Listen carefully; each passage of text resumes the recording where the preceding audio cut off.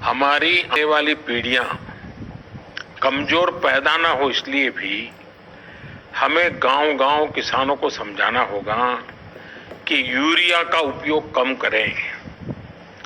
Urea के कारण बहुत बड़े संकट आ रहे हैं। यूरिया से हमारी मिट्टी, हमारे जल, उस पर बहुत विपरीत असर होता है। और इसलिए पल्लवी जी, आप जैसे प्रधान गांव वालों को समझाए कि भाई अब गांव में पहले अगर 10 थैली आता था यूरिया तो अब 5 थैली आएगा, पहले 100 थैली आता था तो 50 थैली आएगा, हम आधा कर देंगे। आप देखिए पैसा भी बचेगा और ये हमारी धरती माता भी बचेगी। तो मैं चाहूंगा कि जब पंजाब के किसानों से बात हो रही है और पल्लवी जैसे प्रधान से बात हो रही है, तो मुझे पक्का विश्वास है कि आप ये काम करोगी और मेरी तरफ से आपको बहुत बधाई, बहुत शुभकामनाएं। आइए हम महाराष्ट्र चलते हैं। भोले भाले किसान अधिक उत्पादन के लालच में फंसकर रासायनिक खाद व कीटनाशकों का प्रयोग करने लगे। बैलों की जगह ट्रैक्टर से जुताई होने लगी। शुरुआत में कम रासायनिक खादों के प्रयोग से अधिक उत्पादन हुआ।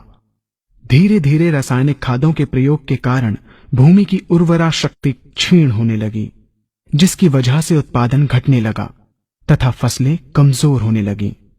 फसलों के कमजोर होने के कारण उनमें रोग व कीट लगने लगे। रोग व कीटों से फसल की सुरक्षा के लिए और अधिक कीटनाशकों का प्रयोग होने लगा।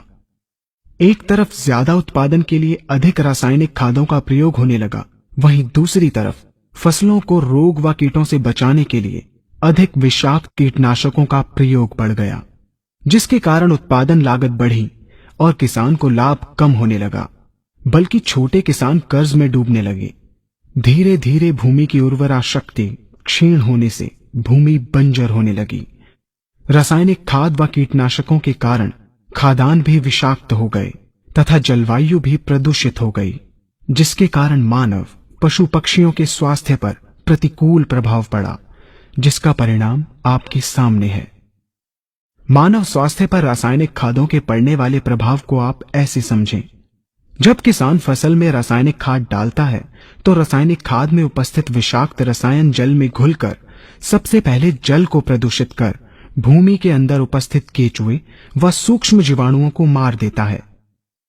ये बात सभी किसान अच्छी तरह से जानते हैं कि केचुए व अन्य सूक्ष्म जीवाणु भूमि की उर्वरा शक्ति को बढ़ाने के लिए अति आवश्यक होते हैं। विषाक्त रसायन के कारण इनकी मृत्यु हो जाने से भूमि की उर्वरा शक्ति नष्ट हो जाती है तथा भूमि कठोर होकर बंजर होने लगती है। रासायनिक खादों के विषाक्त रसायन पानी के माध्यम से अन्य खनिजों के साथ फसल के अंदर पहुंचकर फसलों को विषाक्त बना देते हैं। बाद में जब खाद्यान्न के रूप में मनुष्य या अन्य पशु इन्हें खाते हैं तो ये विषाक्त रसायन मानव स्वास्थ्य पर बहुत ही बुरा प्रभाव डालते हैं तथा मनुष्य के अंदर तरह तरह के रोग उत्पन्न करते हैं। जब हम जैविक खाद का प्रयोग भूमि पर करते हैं तो जैविक खाद पानी में मिलकर पानी को प्रदूषित नहीं करती। जैविक खाद भूमि के अंदर उपस्थित उर्वरा शक्ति को बढ़ाने वाले जीवाणु तथा केचुओं की संख्या को तीव्रता से बढ़ाती है, जिससे भूमि की उर्वरा शक्ति बढ़ती है तथा भूमि छिद्र युक्त एवं भुरभुरी हो जाती है, जिससे वायु और प्रकाश भूमि के अंदर गहराई तक प्रवेश करते हैं, जिसके कारण भूमि में तापमान एवं आर्द्रता का संतुलन बना रहता है और फसलें मजबूत होती हैं। जैविक खाद में विद्यमान तत्व खाद्यान्न के माध्यम से मानव व पशु पक्षियों के शरीर में पहुंचकर स्वास्थ्य लाभ पहुंचाते हैं।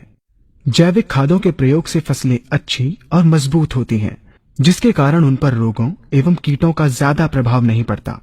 यदि किसी प्राकृतिक कारणवश कीटों व रोगों का प्रभाव अगर पड़ता भी है तो गौमूत्र एवं औषधि